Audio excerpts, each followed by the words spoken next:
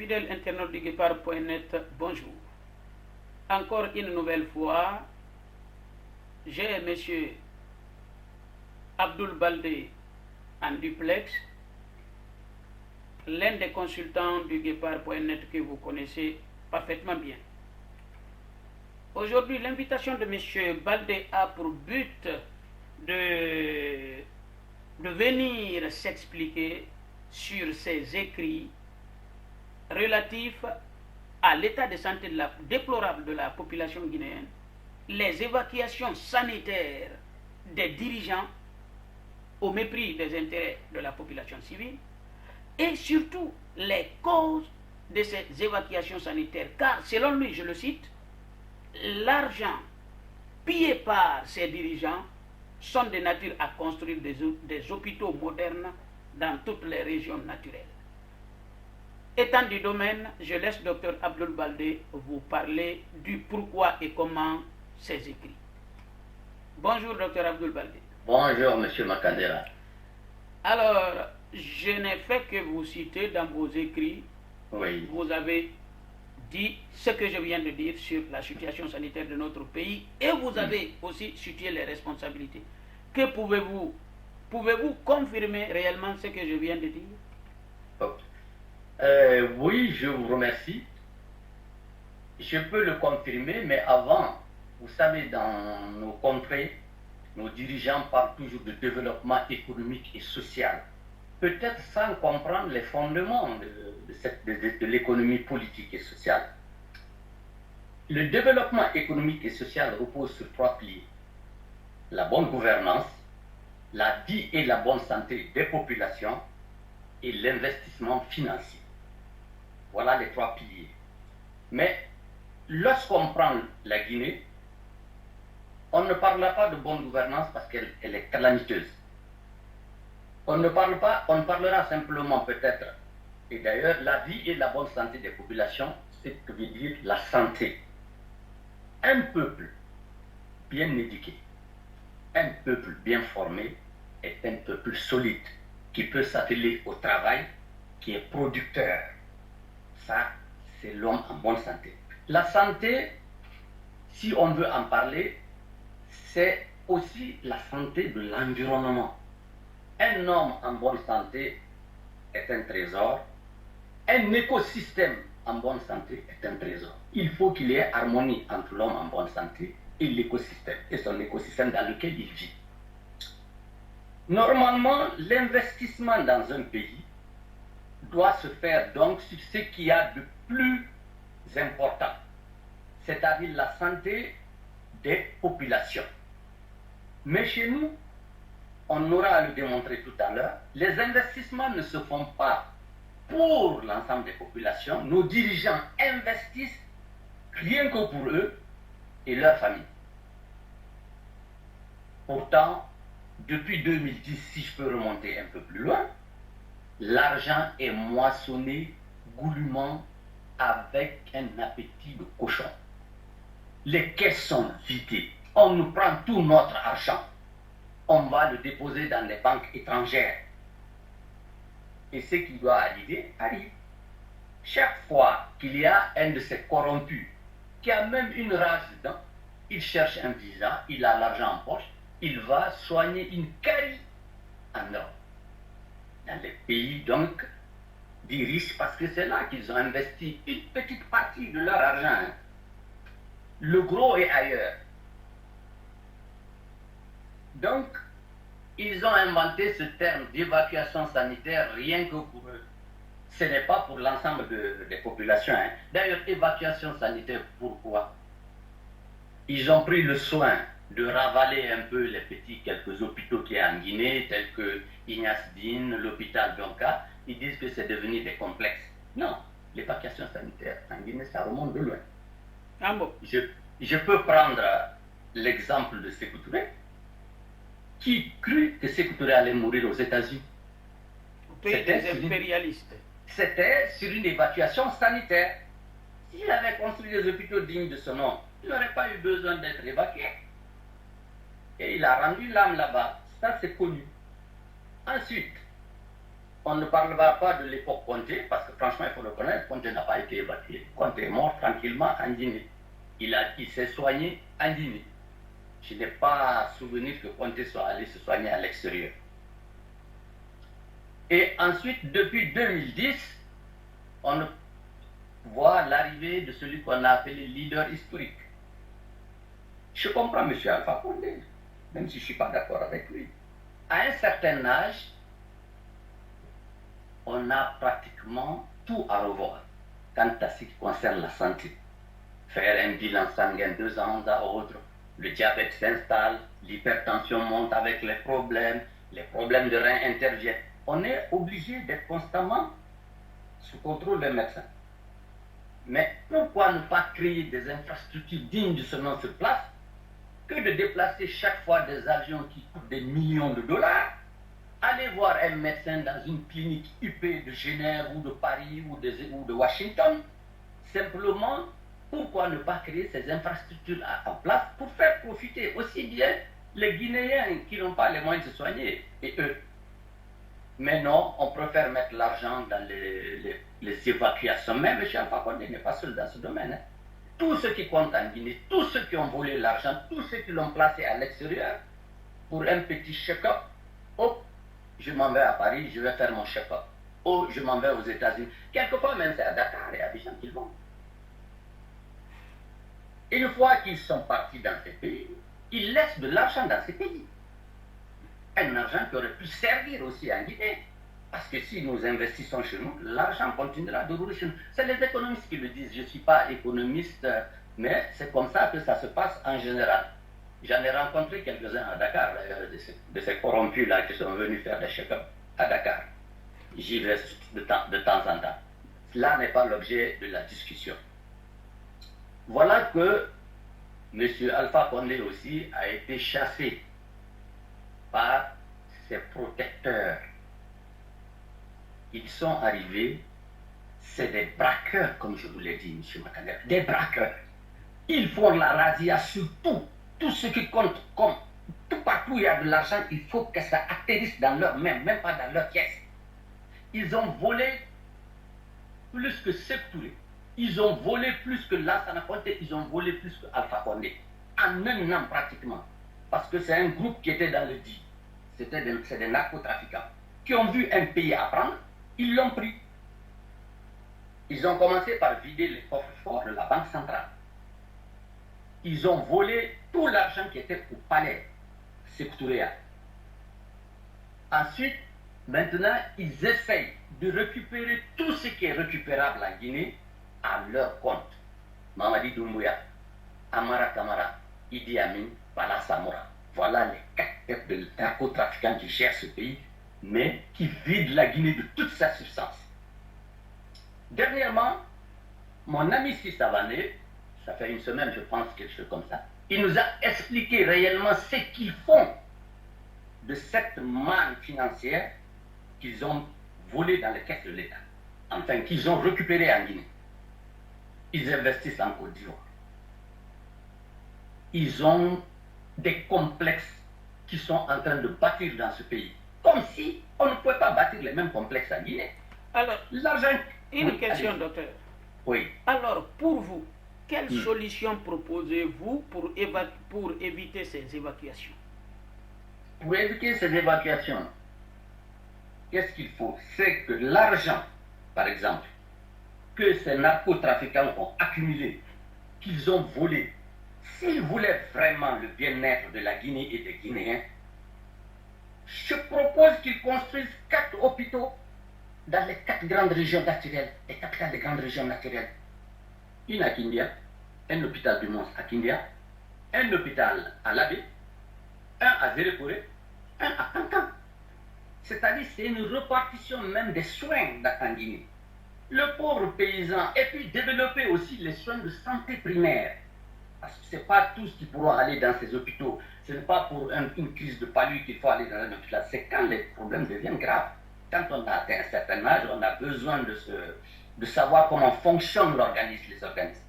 Il y a le diabète qui arrive, il y a l'hypertension qui s'installe, mais ils ont préféré aller investir cet argent en Côte d'Ivoire, où ils sont en train de créer des centres à n'en plus finir, pour le bénéfice de la Côte d'Ivoire, parce que ces maisons ne quitteront jamais la Côte d'Ivoire. Jamais. Et eux-mêmes, ils auront des comptes à rendre. Ça aurait été mieux que ces comptes-là, ils les rendent en Guinée. Parce que là, maintenant, c'est au niveau international qu'ils seront poursuivis. Je vais en finir avec ce truc, avec cette histoire d'évacuation sanitaire, en vous disant que lorsqu'ils sont en prison aussi, lorsqu'ils sont arrêtés, comme ce fut le cas depuis le 5 septembre, qu'ils se retrouvent dans les prisons, ils ne disent pas non, amenez-nous à Donka ou amenez-nous à Ignacidi. Non, libérez-moi parce que j'ai envie d'aller faire mon check-up à Paris. Oui. Il faut que je me soigne à Paris et tout. S'ils avaient construit des hôpitaux dignes de ce nom en Guinée, à commencer par M. Alpha Condé, je l'ai déjà dit, ils n'auraient pas eu besoin d'aller ailleurs. Mais il faut qu'ils se soignent dans les hôpitaux qu'ils ont construits en Guinée. Comme ça, ils comprendront la peine du petit peuple, si je peux l'appeler comme ça. Je vais prendre l'exemple de Roger Bamba. Il a fait la prison. Il en est tombé malade. Il n'a jamais dit évacuez-moi, parce qu'il sait qu'il n'a pas les moyens. Même l'amener à l'hôpital Ignace Dine, ça a été la croix et la bannière pour sa famille. Il en est décédé. Mais il est décédé. Maintenant, ceux qui sont en prison là aussi, que Mamadi Doumbouya a mis au Niouf, il ne les a pas mis au Niouf simplement parce qu'il veut que justice soit rendue. C'est pour qu'ils crachent le morceau, pour qu'ils disent où ils ont caché l'argent. Il faut qu'ils ramènent ce qu'ils ont volé à la Guinée. Ça, c'est son objectif. Mais si ça doit se faire sur une base légale, dans une justice vraie. Comme il l'a dit que la justice serait la boussole qui guiderait la Guinée, mais moi je ne vois pas cette boussole actuellement qui guide la Guinée. Je ne la vois pas. C'est pour cela, et dans un article, j'avais dit que la Guinée est devenue un pays déboussolé. Il n'y a plus de boussole. Il n'y a plus de boussole. Il n'y a plus de boussole. Ça aussi, il faut le... Je ne comprends pas et je ne suis pas d'accord. Donc, pour que ces gens-là qui sont en prison sortent, non. Qu'ils sortent, qu'ils aillent à Donka. D'ailleurs, ils viennent de retaper Donka. Il paraît que c'est devenu un grand complexe hospitalier avec des machines, des appareils ultra performants. Maintenant, il ne faut pas qu'ils aillent. Qu'ils demandent à ceux qui les soignent à l'Occident de leur envoyer leurs dossiers médicaux. Comme ça, ils l'amènent chez les médecins à Donka. Et les gens vont s'occuper de les gérer. On ne peut plus continuer cette saignée financière de notre pays pour le bon vouloir des gens qui sont au pouvoir. Ça, c'est un premier aspect du problème. L'autre aspect, c'est qu'il faut même... Je vais vous donner un exemple d'ailleurs pour aller très fort.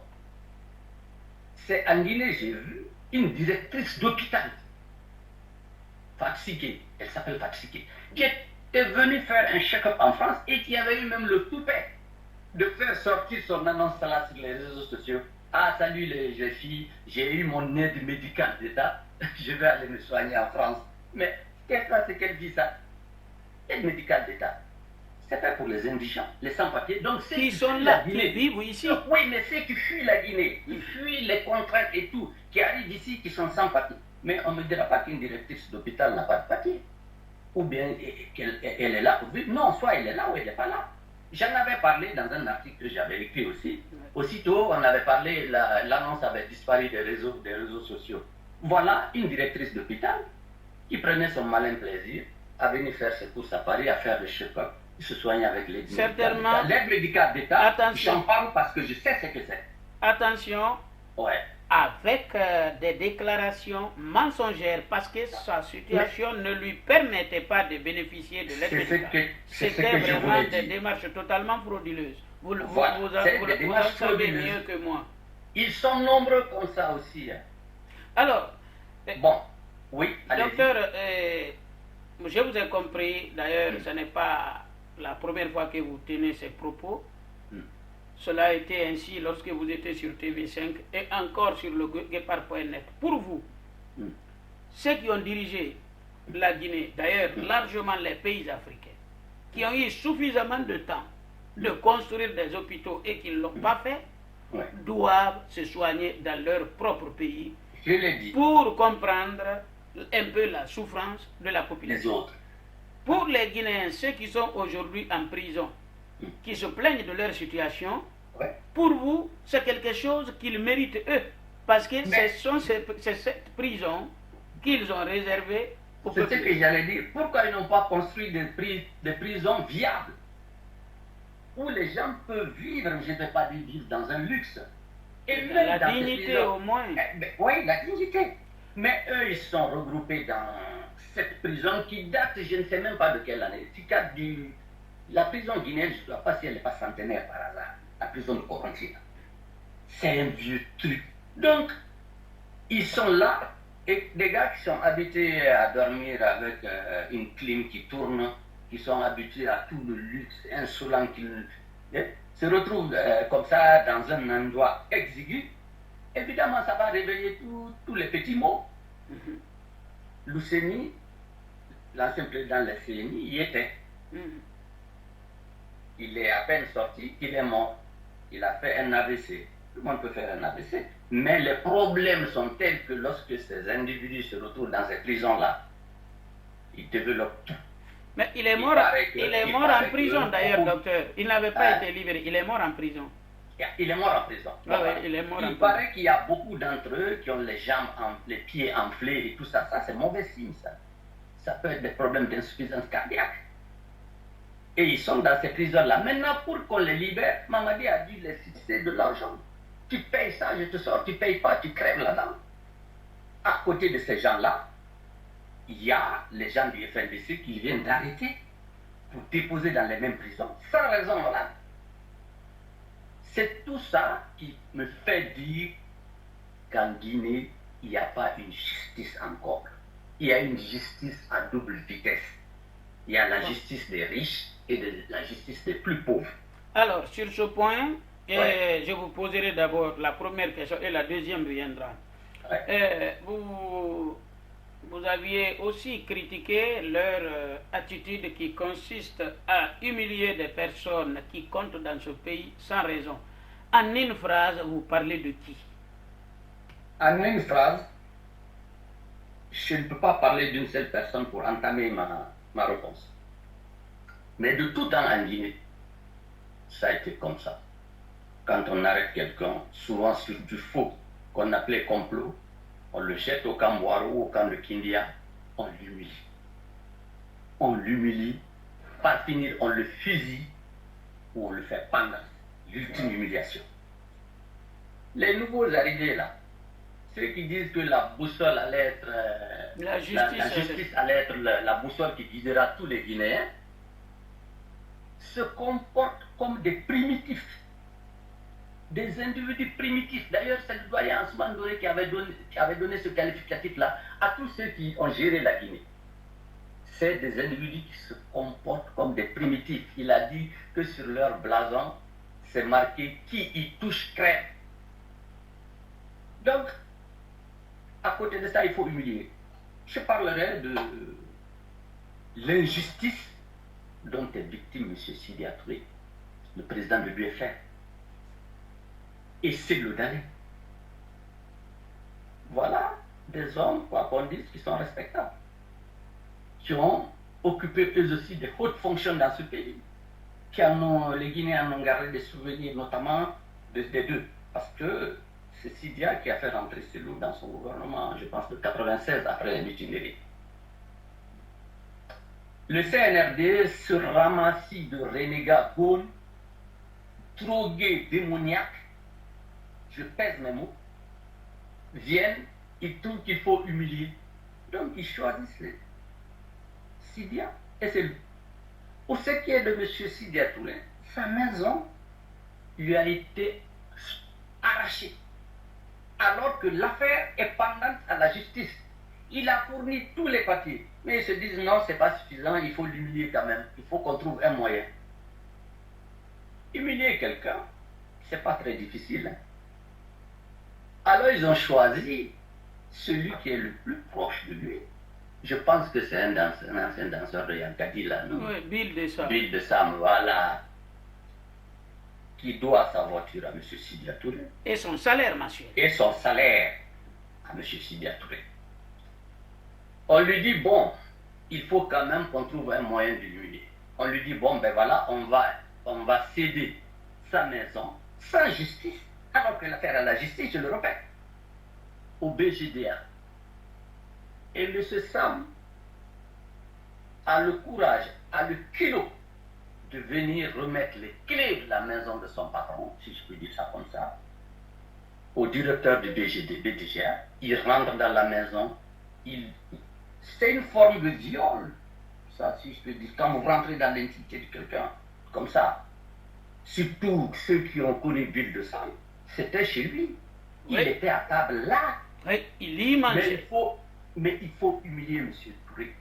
Donc, il se donne à fond. Mais il n'est pas intelligent, ce type. Mais il risque de finir comme ça. Alors, il se finit comme ça. Alors là, je vous parle de l'humiliation, c'est tout ça. Mais l'affaire est toujours en justice. Hein? Alors, ce qui veut dire, Dr Baldé, si vous me permettez, oui. Le CNRD n'a absolument aucune considération pour la justice. C'est-à-dire, la présomption d'innocence fait partie des fondamentaux de la justice. On dit que l'être humain, même dans leur charte, est innocent jusqu'à ce que la justice se prononce sur son cas. Jusqu'à ce que la preuve de sa culpabilité soit établie. Et qui sont en charge du respect de ces principes, ce sont eux-mêmes qui violent. Comme vous l'aviez bien écrit, je vous rappelle, la maison de Cellou Dalein Diallo, qui a été détruite avant que la justice ne se prononce. Et après, ils disent qu'ils veulent construire une école. Mais bon Dieu, avec tous les terrains qu'ils ont repris en Guinée là, c'est là seulement qu'ils ont trouvé un terrain pour construire une école.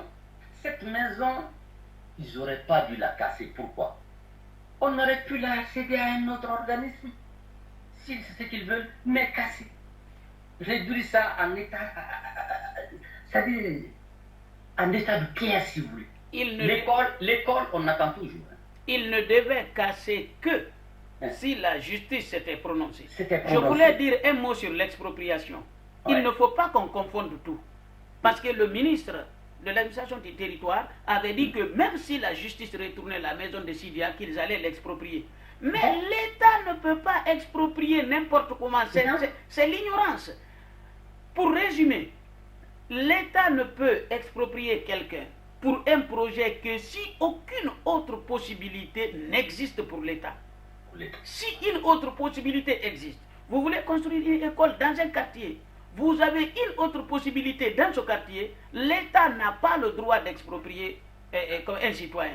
C'est sauf s'ils n'ont aucune possibilité pouvant offrir les mêmes opportunités. Donc, comme vous l'avez dit, je suis tout à fait d'accord, c'est une volonté d'humiliation, mais tout à fait maladroite. C'est fait à dessein. L'homme obsidiaire représente quelque chose. Il faut prouver aux autres qu'ils ne sont plus rien, mais ils se trompent. Ces époques-là sont finies. Ces époques-là sont révolues dans ce pays. Malgré tout ce qu'ils disent ou tout ce qu'ils font, ces gens-là, comme on le dit, c'est des braqueurs, dealers, incompétents. Ils ne savent pas, ils ne savent que faire. D'ailleurs, il paraît qu'ils veulent fêter leur arrivée au pouvoir. J'ai voulu ce 5 septembre. J'ai voulu vous poser cette question. Ils veulent fêter leur 5 septembre. Mais c'est des péchés. Leur pouvoir est illégal, illégitime et même immoral. Ils n'ont aucune légitimité. Comment voulez-vous que les gens viennent fêter leur braquage? Voilà. Ils ont braqué un pays et ils veulent que les gens viennent fêter leur braquage. Mais on n'avait jamais vu ça. Ils ont une seule mission dans ce pays. C'est d'organiser des élections libres, équitables et transparentes, laisser aux Guinéens de choisir l'homme à qui ils veulent confier leur destin. Ce n'est pas cette bande de braqueurs qui vont quand même nous ramener des années en arrière. Ils n'ont rien compris, ces gens-là, à ce que c'est qu'un état de droit. On ne va pas être long. Je vais arrêter là mes explications et je dirais que je vous remercie. Bon, alors, moi je ne vous ai pas encore libéré. J'ai une question. Quel est votre dernier mot? Bon, d'abord, pour ceux qui vous critiquez leur projet de commémoration de leur prise de pouvoir, que conseillez-vous aux Guinéens? De ne pas rentrer dans ce jeu-là. Ils n'ont aucune légalité. Ils n'ont pas été élus. Ils se sont appropriés le pouvoir par force. en chassant d'ailleurs celui qui les a faits. Ça aussi, c'est une forme d'humiliation. Mais oui, c'est pas parce que c'était un patron, il faut le dire. C'est une forme d'humiliation.